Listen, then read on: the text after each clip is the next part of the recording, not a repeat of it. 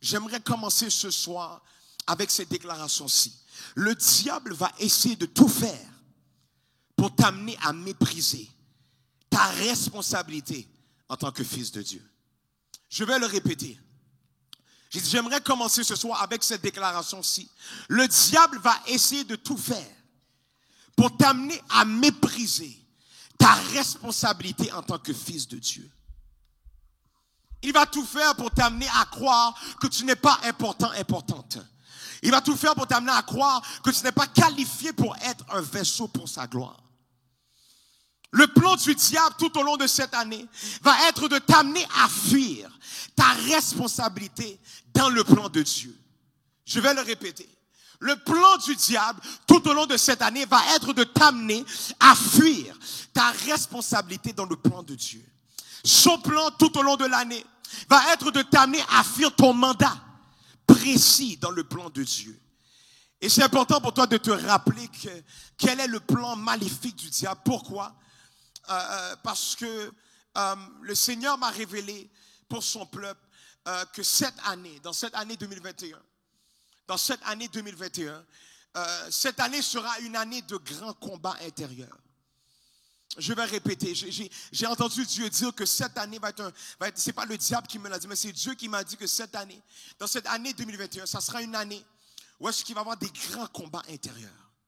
Des grands combats intérieurs, des combats qui ne sont pas des combats qu'on voit à l'œil nu, des combats qui ne sont pas des combats qu'on va apercevoir lorsqu'on va te regarder à l'œil nu. C'est pas quelque chose qui est visible, mais je parle des combats intérieurs, des combats qui se passent à l'intérieur de nous, à l'intérieur de nos pensées, à l'intérieur de notre personne, à l'intérieur, que quelqu'un dise des combats intérieurs, des combats intérieurs, des combats intérieurs. Et tout au long de ces combats intérieurs, pour que tu passes à travers ces combats intérieurs, pour que tu gagnes ces combats intérieurs, tu vas devoir te rappeler que tu portes quelque chose. Et laisse-moi te dire qu'il y a un niveau de détermination que tu auras dans un combat qui vient uniquement quand tu réalises que quelqu'un dépend de ta victoire. J'ai dit qu'il y a un niveau de détermination que tu auras uniquement au moment que tu réalises que quelqu'un dépend sur ta victoire. Il y a un niveau de détermination que tu auras dans un combat uniquement quand tu réalises que quelqu'un a besoin que tu aies la victoire. Que quelqu'un a besoin que tu aies la victoire. Que quelqu'un a besoin que tu aies la victoire. Littéralement, la victoire de cette personne dépend sur ta victoire dans ce combat intérieur. Et je me rappelle lorsque j'étais dans la salle d'accouchement avec ma femme et j'ai vu ma femme passer à travers toutes sortes de douleurs. Oh my God, honnêtement, je veux prendre ce temps pour vraiment souligner toutes les femmes. Vous êtes extraordinaires. Vous avez une puissance qui est vraiment hors pair. Et c'est sans blague.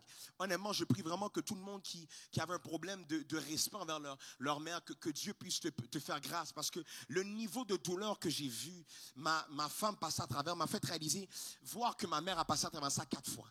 Parce que c'était tellement un haut niveau de douleur, Et quand que je regardais ma femme en train de passer à travers ces grands combats intérieurs, ces grandes douleurs qui étaient là, j'ai littéralement vu ma femme être assise. Et comment que ça fonctionne, c'est qu'on va te donner un ballon. Et je sais qu'il y a des femmes qui écoutent ce live que vous savez de quoi je parle. Il y a un ballon qui est là. Et sur ce ballon, tu mets la femme et elle doit faire des mouvements pour essayer de permettre que la douleur passe plus facilement. Que la douleur passe plus facilement. Et pendant tout ce temps-là, je massais le dos de ma femme tout au long des contractions. Et le pire, c'est que ma femme n'avait pas dormi depuis maintenant. Ça faisait, je pense, 36 heures qu'elle n'avait pas encore dormi. Donc, entre les contractions, elle devait prendre un temps de repos.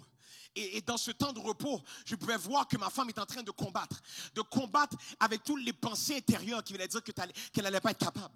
J'étais en mesure de voir ma femme en train de combattre, en train de se dire, oh my God, girl, you better not give up.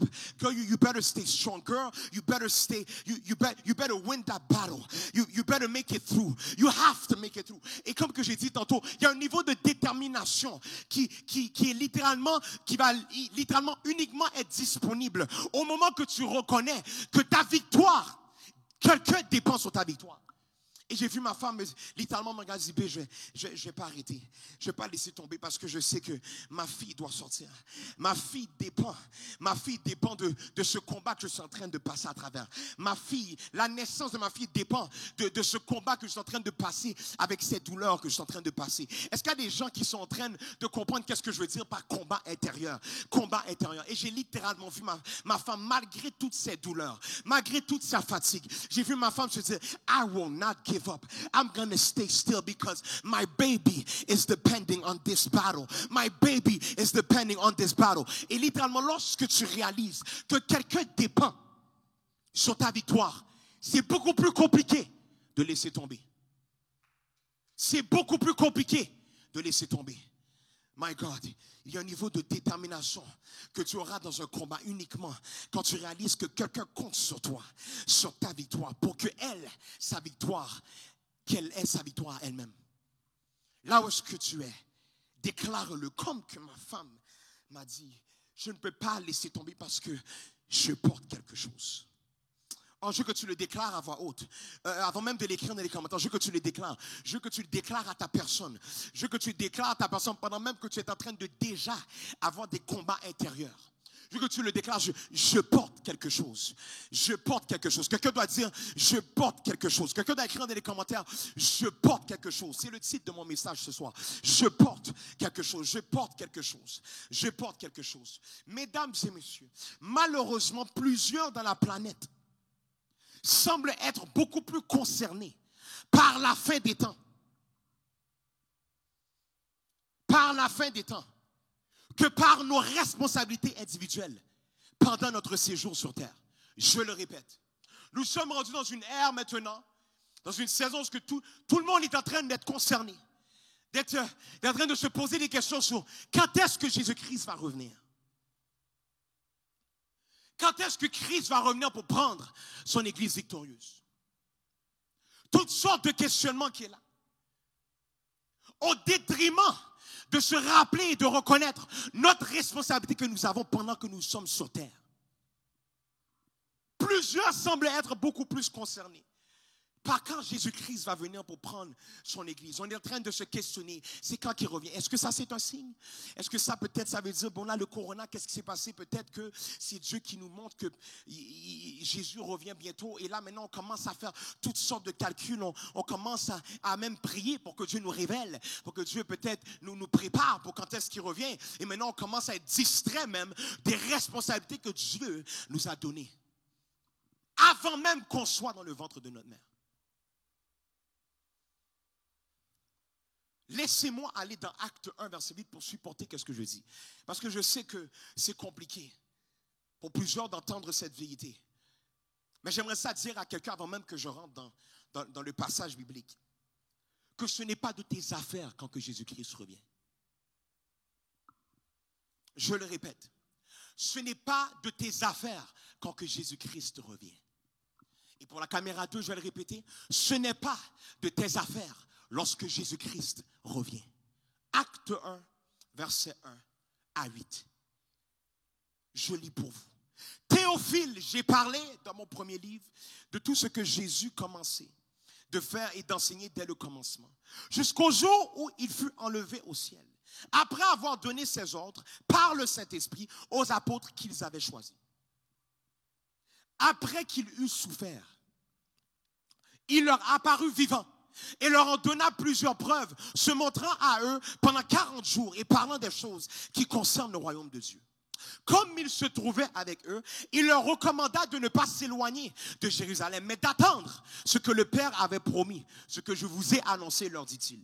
Car Jean a baptisé d'eau, mais vous, dans peu de jours, vous serez baptisés du Saint-Esprit. Dans peu de jours, vous serez baptisés du Saint-Esprit. Alors les apôtres réunis lui demandèrent, Seigneur, est-ce en ce temps que tu rétabliras le royaume d'Israël? Donc littéralement les apôtres, malgré que Jésus va leur dire, vous serez baptisés du Saint-Esprit, qui était une bonne nouvelle, qui était la meilleure nouvelle qu'ils pouvaient entendre. Eux vont être concentrés et dire, mais quand est-ce que tu vas revenir pour rétablir? Pour rétablir le royaume d'Israël. Et voici qu'est-ce que Jésus va répondre. Il leur répondit, ce n'est pas à vous de connaître les temps ou les moments que le Père a fixés de sa propre autorité. Donc Jésus va dire aux disciples, Jésus va dire aux disciples, ce n'est pas de vos affaires. Quand est-ce que je reviens? Jésus va les regarder et va dire, ce n'est pas de vos affaires. C'est la Bible qui dit dans le verset 7. Il leur répondit, ce n'est pas à vous de connaître les temps ou les moments que le Père a fixés de sa propre autorité. Verset 8. Mais vous recevrez une puissance, le Saint-Esprit survenant sur vous, et vous serez mes témoins à Jérusalem, dans toute la Judée, dans la Samarie et jusqu'aux extrémités de la terre. Jésus était littéralement en train de leur dire, il n'y a pas meilleure nouvelle que celle qui va vous être donnée maintenant. Quand il va dire, mais vous serez. Quand il va dire, mais. Parce que la première partie de la réponse était, ce n'est pas à vous de connaître les temps ou les moments que le Père a fixés de sa propre autorité. Et ensuite, il va dire, mais. Que quelqu'un écrive dans les commentaires, mais. Mais est une conjonction. Et voici la définition de qu'est-ce que mais veut dire. Le renforcement d'une réponse. Donc, littéralement, la première partie de la réponse n'était pas la plus importante. Parce qu'il va dire « mais ». Que quelqu'un écrive dans les commentaires « mais ». Et Jésus va dire « mais vous recevrez une puissance, le Saint-Esprit survenant sur vous, et vous serez mes témoins à Jérusalem, dans toute la Judée, dans la Samarie et jusqu'aux extrémités de la terre. » Ce n'est pas notre responsabilité, mesdames et messieurs, de penser, essayer de discerner le moment ou la saison du retour du Seigneur. Si ce n'était pas des affaires des 12, des apôtres, je ne crois pas que c'est de nos affaires non plus. Je ne crois pas que nous devrions être concernés par quand est-ce qu'il va revenir. Ça fait maintenant déjà des centaines d'années que l'Église de Jésus dit que Jésus revient. Que l'Église de Jésus est en train de parler de quand est-ce qu'il revient. Malgré que ce soit peut-être vrai, ce n'est pas notre responsabilité d'être concerné par son retour. Notre responsabilité est d'être des témoins à Montréal, dans la province du Québec, dans le Canada et jusqu'aux extrémités de la terre. Je le répète, notre responsabilité est d'être des témoins à Montréal, dans la province du Québec, dans le Canada, jusqu'aux extrémités de la terre. Amen, quelqu'un. Quelqu'un doit dire, je dois rester focus parce que je porte quelque chose. Répète-le. Je dois rester focus parce que je porte quelque chose. La Bible va nous dire, la Bible va nous dire, mais vous recevrez une puissance. Le Saint-Esprit survenant sur vous. Quelqu'un doit dire, je ne peux pas être distrait parce que je porte quelque chose. Je porte quelque chose. Je porte quelque chose que quelqu'un dans la province du Québec a besoin. Je porte quelque chose que quelqu'un dans le Canada a besoin. Je porte quelque chose que quelqu'un dans cette terre a besoin. Je suis venu rappeler à quelqu'un que tu portes quelque chose. Peu importe ce que tu crois, peu importe ce que tu as vécu en 2020, peu importe ce que tu es en train de vivre en 2021, je suis venu rappeler à quelqu'un que tu portes quelque chose. Tu portes un message, tu portes une prophétie, tu portes une onction, tu portes un réma, tu portes une idée, tu portes une parole d'encouragement, tu portes une parole qui guérit, tu portes une parole qui délivre, tu portes une parole qui transforme, tu portes quelque chose, tu portes quelque chose, tu portes quelque chose, tu portes quelque chose. Lorsque tu lèves tes mains, Seigneur Jésus, je prie que tu permettes à ton peuple, de se rappeler qu'il porte quelque chose, Je ne sais pas qu'est-ce que tu es en train de vivre présentement, mais j'aimerais ça te rappeler que peu importe qu'est-ce que tu es en train de vivre, ça n'a rien à voir avec le fait que tu portes quelque chose, tu portes quelque chose.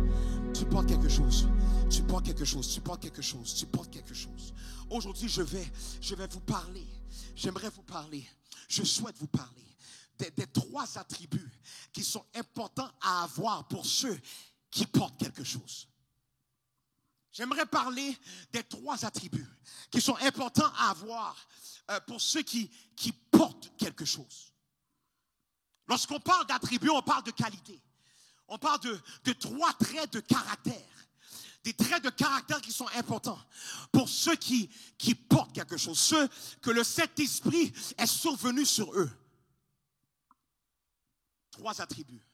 Premièrement, Le premier attribut important à avoir pour ceux qui portent quelque chose, l'humilité. Je sais que l'humilité, c'est quelque chose qu'on entend souvent. C'est quelque chose qu'on parle souvent, mais c'est important de le parler, d'en parler périodiquement. Parce que c'est contraire à la nature humaine d'être humble. C'est contraire à la nature de l'être humain, de l'homme, d'Adam, d'être humble. Donc, il faut qu'on parle du premier attribut qui est l'humilité. L'humilité. Et lorsqu'on parle d'humilité, on parle de reconnaître notre juste valeur.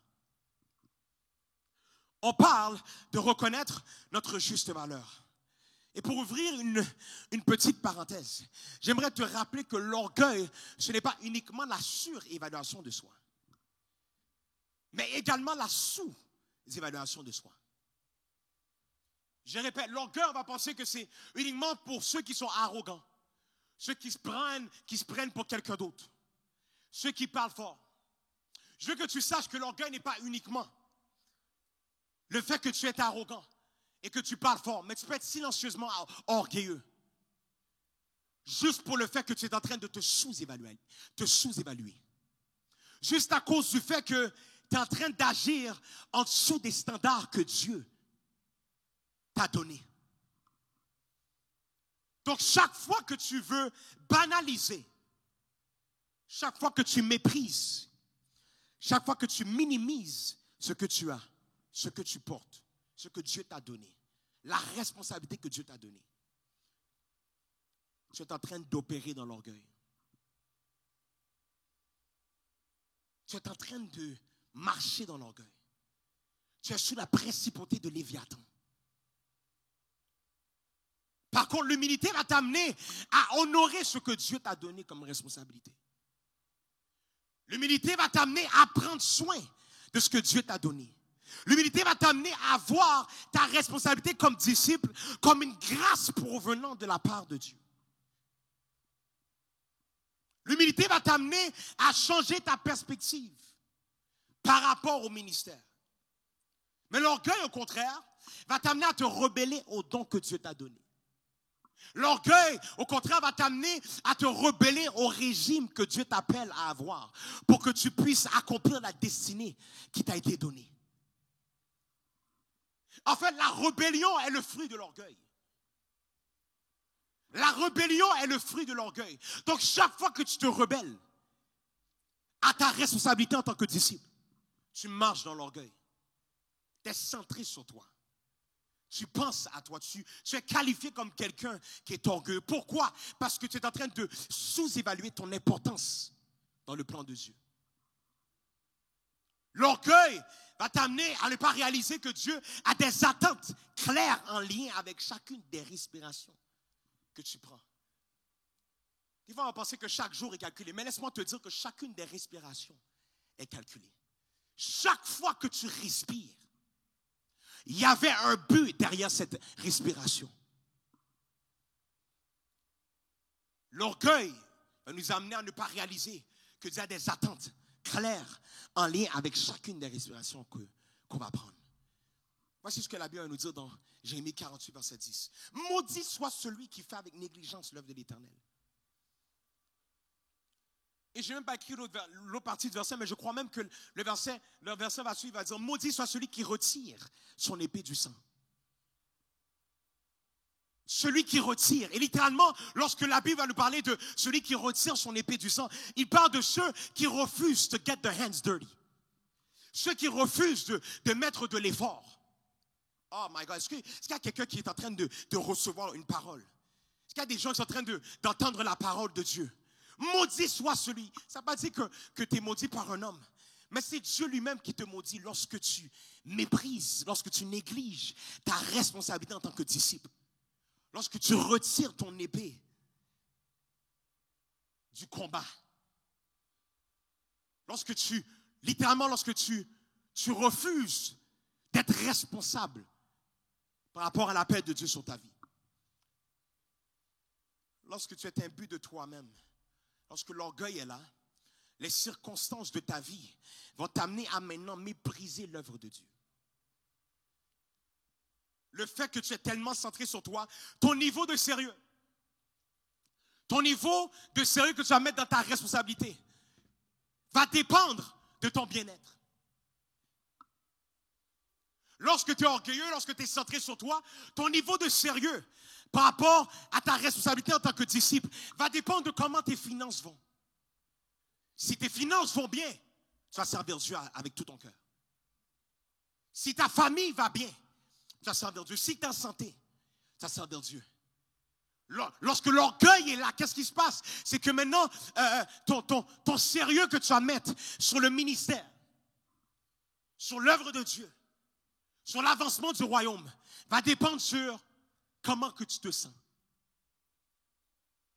Mais lorsque tu marches dans l'humilité, qui est une posture de cœur, l'humilité, c'est une posture de cœur. Lorsque tu marches dans la posture de cœur qui est humble, peu importe ce que tu es en train de vivre, peu importe l'injustice que tu vis dans ta vie personnelle, peu importe la fatigue, peu importe la journée que tu as eue, tu vas continuellement chercher à honorer et valoriser la responsabilité que Dieu t'a donnée d'être un disciple. Pourquoi?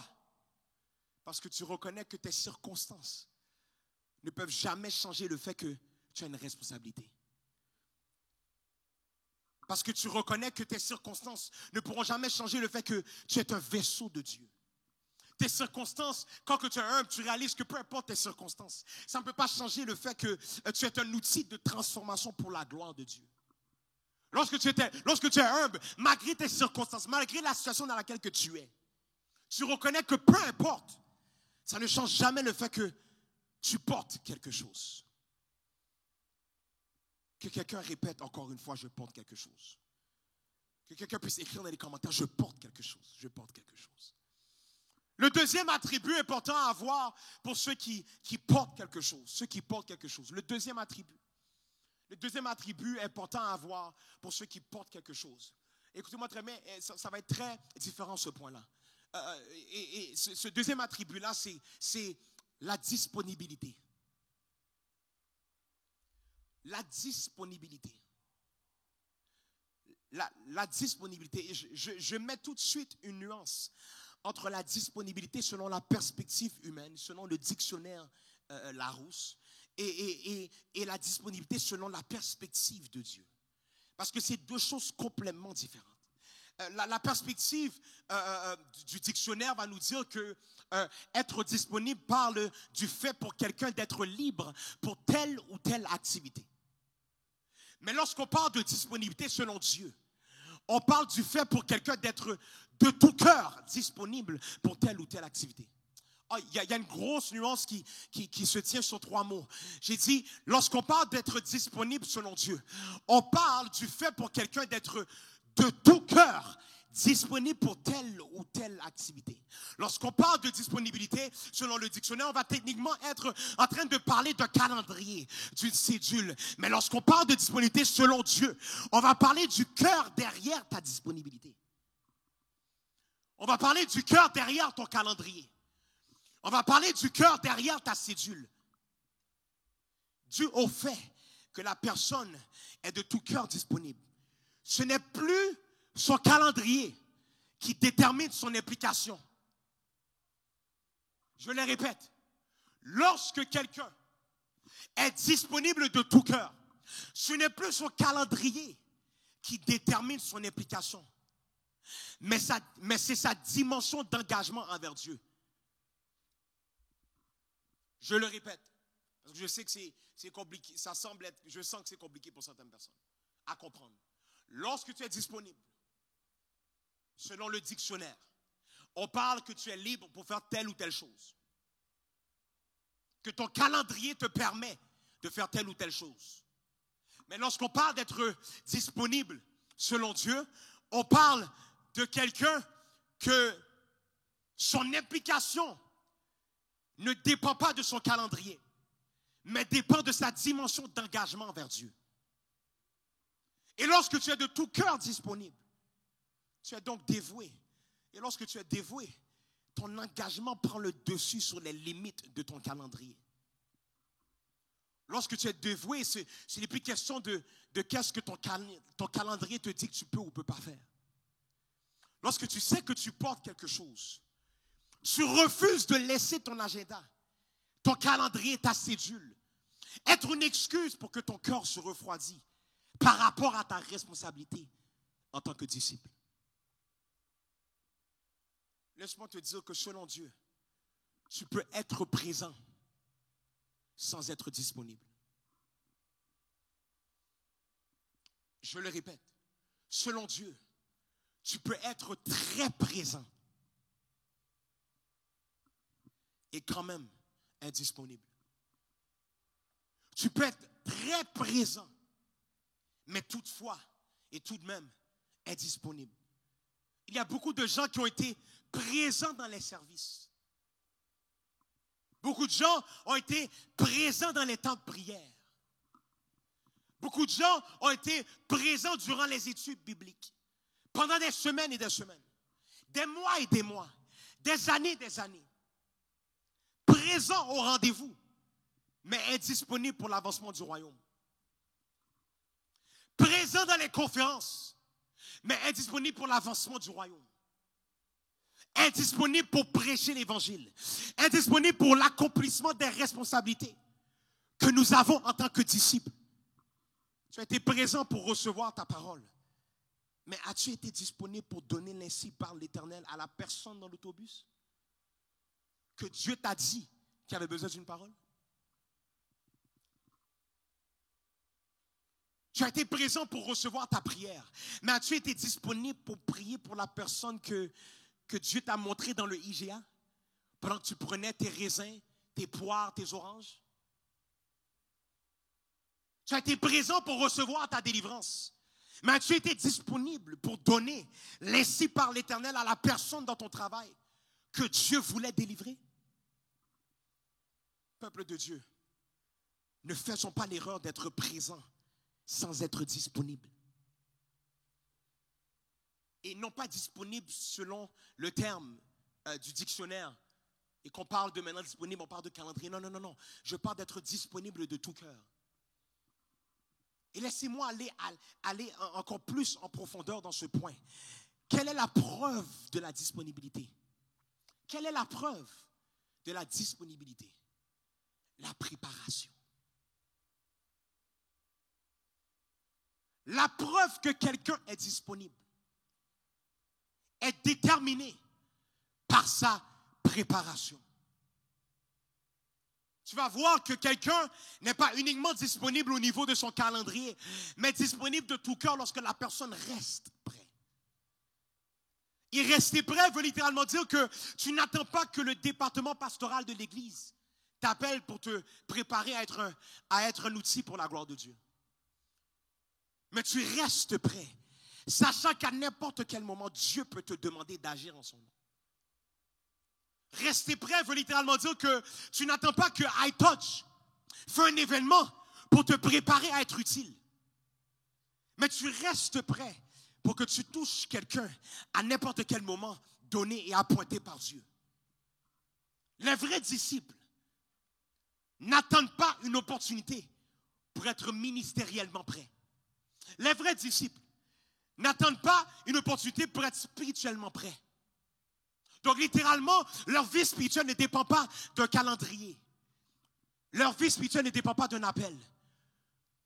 Leur vie spirituelle ne dépend pas d'un service. Ne dépend pas d'une activité. Mais ils vont rester en prière, sachant qu'ils ne sont pas appelés à être présents pour un mandat, mais disponibles en tout temps, sachant qu'ils ont été mandatés pour ça. Peuple de Dieu, nous avons été mandatés à rester prêts. Dieu nous a mandatés à rester prêts. Dieu nous a mandatés à rester prêts à n'importe quel moment. Dieu peut te demander de faire quelque chose pour lui. Dieu peut te demander d'agir en son nom, de parler en son nom. On ne peut pas attendre un appel d'un ministère dans le ministère PQL, ou peu importe le ministère dans ce que tu es. Tu ne peux pas attendre pour un appel, pour un mandat, pour un service, pour te préparer. Mais quelqu'un va écrire dans les commentaires, je dois rester prêt. Je dois rester prêt. Je dois rester prêt. La preuve de la disponibilité est la préparation. La preuve de la disponibilité. Qu'est-ce qui prouve que quelqu'un est réellement disponible de tout cœur? C'est déterminé dans sa préparation. Dans sa préparation. Si tu veux voir si tu es réellement disponible de tout cœur pour l'avancement du royaume de Dieu, regarde si ta préparation dépend d'un appel d'iTouch. Si tu veux voir si tu es réellement disponible de tout cœur, regarde si ta préparation dépend d'une cédule préétablie de quand est-ce que l'équipe de jeunes et priants se rencontre. Si tu veux voir que tu es réellement disponible de tout cœur, regarde si ta préparation est indépendante à ton calendrier. Lorsque tu réalises que tu portes quelque chose, tu restes prêt en tout temps. Tu restes prêt en tout temps, car tu es disponible de tout cœur pour être utile pour l'avancement du royaume. Amen quelqu'un. Amen quelqu'un. Le troisième attribut, et je termine avec celui-ci. Le troisième attribut important à avoir pour ceux qui portent quelque chose. J'ai parlé des attributs importants pour ceux qui portent quelque chose. Pas ceux qui veulent oublier qu'ils portent quelque chose, mais je parle de ceux qui portent, qui sont conscients qu'ils portent quelque chose. Qui sont conscients qu'ils portent quelque chose. Le troisième attribut important à avoir pour ceux qui portent quelque chose. La confiance. Oh, je vais le répéter, la confiance. Je sais que tu es peut-être très insécure lorsque tu es, peut-être que tu te sentais peut-être que tu n'étais pas important. Je sais que peut-être dans ta tête, il y a toutes sortes de choses qui essaient de t'amener maintenant à être pas trop stable au niveau mental, au niveau de ta confiance. Mais laisse-moi te dire que le troisième attribut important à avoir pour ceux qui portent quelque chose, tu dois être confiant. Tu dois être confiant dans ton rôle. Tu dois être confiant dans ton mandat. Tu dois être confiant lorsque tu apportes la parole de Dieu. Tu dois être confiant lorsque tu interviens dans la situation de quelqu'un. Tu dois être confiant lorsque tu donnes une parole prophétique. Non pas parce que tu es le meilleur ou la meilleure, mais parce que, un, tu marches dans l'humilité.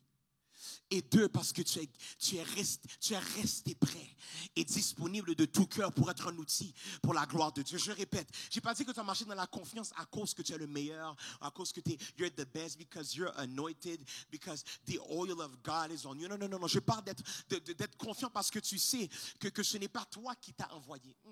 Je parle d'être confiant parce que tu sais que tu reconnais ton rang. Et deuxièmement, à cause que tu t'es préparé pour être un outil pour sa gloire. Lorsque tu comprends que ce n'est pas toi qui t'es envoyé, mais que c'est Dieu, tu es confiant. Au moment que tu étais confiant, c'est à cause que tu oublies qui t'a envoyé. Mais lorsque tu réalises et que tu comprends réellement que c'est Dieu qui t'a envoyé, tu marches dans la confiance. Lorsque tu comprends que ce n'est pas toi et ce n'est pas pour toi que tu parles, mais pour Dieu, tu es confiant. Lorsque tu comprends que ce n'est pas toi qui va transformer quelqu'un, mais que c'est Dieu qui a répandu son esprit sur toi pour que tu transformes cette personne, tu es confiant. Je retourne à Acte 1, verset 8. Mais vous recevrez une puissance, le Saint-Esprit survenant sur vous, et vous serez mes témoins à Jérusalem, dans toute la Judée, dans la Samarie et jusqu'aux extrémités de la terre. Quelqu'un doit dire, je porte quelque chose, je porte quelque chose, je porte quelque chose, mais cette chose vient de Dieu. Oh my God. Quelqu'un doit dire, je porte quelque chose, je porte quelque chose, je suis conscient que je porte quelque chose, mais cette chose vient de Dieu. Je porte quelque chose, mais cette chose n'est pas à moi, mais à Dieu. Je porte quelque chose, mais cette chose est pour la gloire de Dieu. Tu es un outil pour la gloire de Dieu. Tu es une voix pour la gloire de Dieu. Tu es une réponse à une question pour la gloire de Dieu. Tu es une solution à un problème pour la gloire de Dieu. Est-ce qu'il y a quelqu'un qui m'écoute ce soir? Est-ce qu'il y a quelqu'un qui m'écoute ce soir? Lorsque tu sais que ça n'a rien à voir avec toi, mais que ça a tout rapport avec Dieu, tu n'as pas de problème à être imparfait.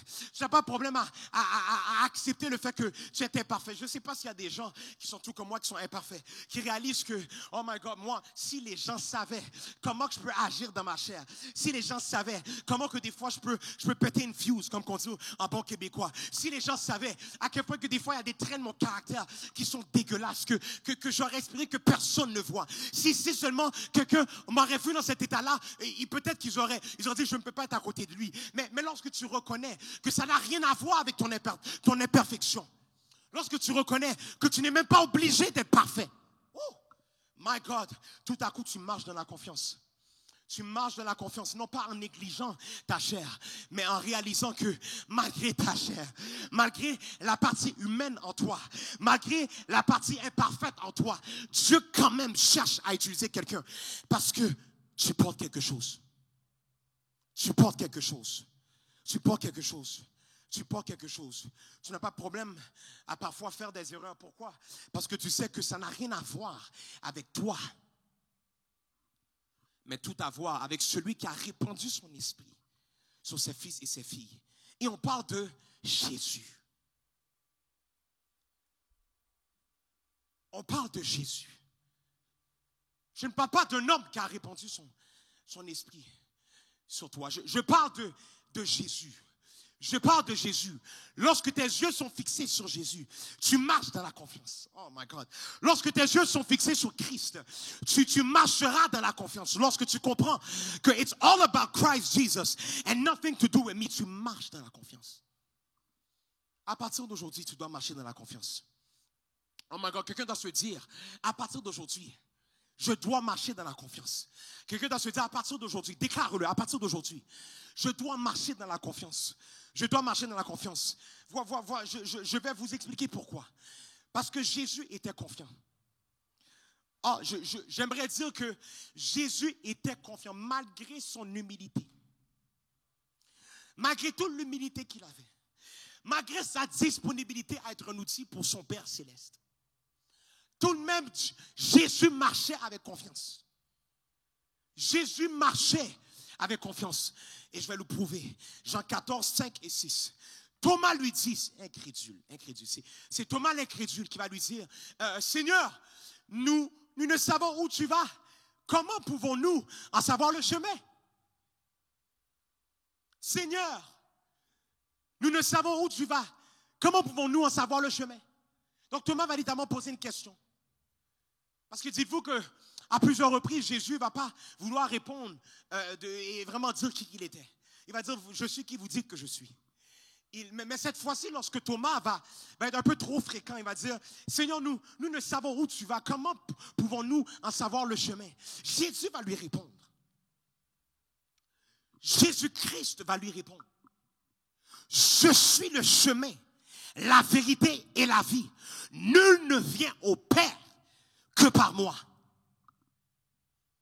Est-ce qu'on réalise la dimension de confiance que tu dois avoir pour regarder la personne qui te pose la question et lui dire, je suis le chemin, la vérité et la vie. Nul ne vient au Père que par moi. Oh my God. Je ne sais pas si vous réalisez quel Dieu qu'on sert. Je ne sais pas si vous réalisez qui était Jésus-Christ. Il était un homme qui était confiant. Il va dire, je suis le chemin et la vérité. Nul ne vient au Père que par moi. Cet homme n'a pas essayé d'être faussement humble. Non. Il savait qui il était, donc il a dit, je suis. Il a dit, Thomas, écoute-moi très bien, je suis le chemin, la vérité et la vie. Nul ne va au Père que par moi. Jésus savait qui il était. Il était confiant dans son identité. Jésus savait qu'il était le chemin. Jésus savait qu'il était la vérité. Jésus savait qu'il était la vie. Il connaissait son identité. Il savait la puissance qui était en lui. Il savait l'autorité qu'il avait. Il savait qu'il était... Jésus savait qui il était. Il savait qu'est-ce qu'il portait. Il savait quel était son mandat. Il marchait avec confiance parce qu'il savait que je suis qui je suis à cause que Dieu m'a fait être qui je suis. Oh my God, il y a des gens qui doivent apprendre à marcher dans la confiance. Et pourquoi? Parce que si ce même Jésus, tu l'as reçu et il est en toi, tu te dois de marcher dans la confiance. Je le répète, si tu as reçu Jésus-Christ comme ton sauveur personnel, si Jésus, tu le dis qu'il est le roi des rois, il est ton Seigneur, ton Jésus, tu dois marcher dans la confiance parce que lui, il était confiant. Oh my God, quelqu'un doit dire, je porte quelque chose. Je porte quelque chose. Je porte quelque chose. Quelqu'un doit dire, je porte l'ADN spécifique de quelqu'un. Oh my God, quelqu'un doit dire, je porte l'ADN spécifique de quelqu'un. Quelqu'un doit dire, je représente quelqu'un. Je représente quelqu'un. Quelqu'un doit dire, je parle au nom de quelqu'un. Oh my God, je ne parle pas à mon nom. Je parle au nom de quelqu'un. Quelqu'un doit dire, je prophétise au nom de quelqu'un. Ce quelqu'un est Jésus. Ce quelqu'un est Jésus. Ce quelqu'un est Jésus. Lorsque tu fais face à ton collègue de travail et Dieu te dit de lui dire, ainsi parle l'Éternel, tu dois être confiant. Pourquoi? Parce que le Saint-Esprit est survenu sur toi et tu portes maintenant quelque chose. Lorsque tu fais face à cette personne dans l'autobus et que tu sens que tu contiens la parole qui va changer sa vie, tu dois être confiant. Pourquoi? Parce que le Saint-Esprit est survenu sur toi et maintenant tu portes quelque chose. Tu portes quelque chose. Lorsque tu fais face à ce membre de ta famille qui est perdu, qui est dans la confusion, qui ne sait plus où mettre la tête, tu dois être confiant parce que le Saint-Esprit est survenu sur toi et maintenant tu portes quelque chose. Je suis venu rappeler à quelqu'un ce soir que tu portes quelque chose. Peu importe qu'est-ce que tu as vécu. Yes. Peu importe qu'est-ce que tu es en train de vivre. Je veux te rappeler que tu es important. Non pas à cause de ta personne, mais à cause que tu portes quelque chose. Oh my, est-ce qu'il y a des gens qui commencent à comprendre que it's not about what I do, it's not about who I am, it's about who Christ is through me. Quelqu'un doit se rappeler que je porte quelque chose. Déclare-le, je porte quelque chose. Déclare-le, lorsque tu es, lève-toi, que tu es dans ta chambre, dans ton salon, peu importe lorsque tu es, que tu le dis, je porte quelque chose, je porte quelque chose. Oh my God, quelqu'un doit se rappeler, regarde-toi dans le miroir. Et tu vas commencer à te dire, laisse faire le live, va devant ton miroir et dis-toi, je porte quelque chose. Je porte quelque chose, peu importe quel est l'état de mes circonstances, peu importe qu'est-ce qui est en train de se passer avec ma vie, je dois me rappeler que je porte quelque chose. J'ai un mandat précis. J'ai une responsabilité en tant que disciple parce que je porte quelque chose. Je porte quelque chose. Je porte quelque chose. Je porte quelque chose. Je porte quelque chose. Yes, déclare-le, je porte quelque chose.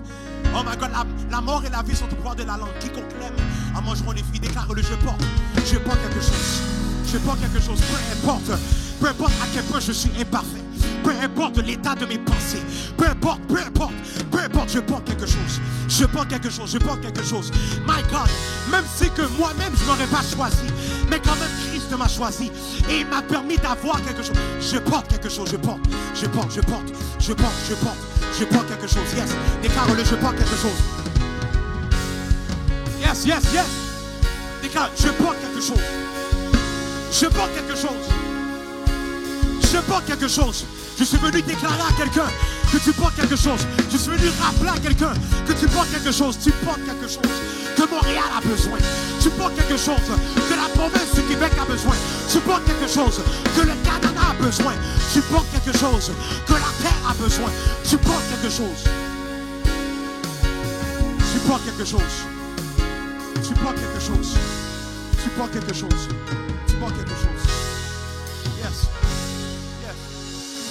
Peuple de Dieu, arrêtons d'être concernés par le retour du Seigneur. Oui, je l'ai dit, je le répète encore. Arrêtons d'être concernés par le retour du Seigneur, mais soyons concernés par notre responsabilité à être des représentants de Christ sur la terre. Soyons concernés à être des représentants de Christ sur la terre. Soyons concernés à être des disciples, des vrais disciples de Christ sur la terre. Soyons concernés. Concerné veut dire être inquiet, troublé ou anxieux. Arrête d'être concerné quand est-ce que Christ revient. Ce n'est pas de nos affaires. Mais nous devons être concernés par notre responsabilité à être des disciples.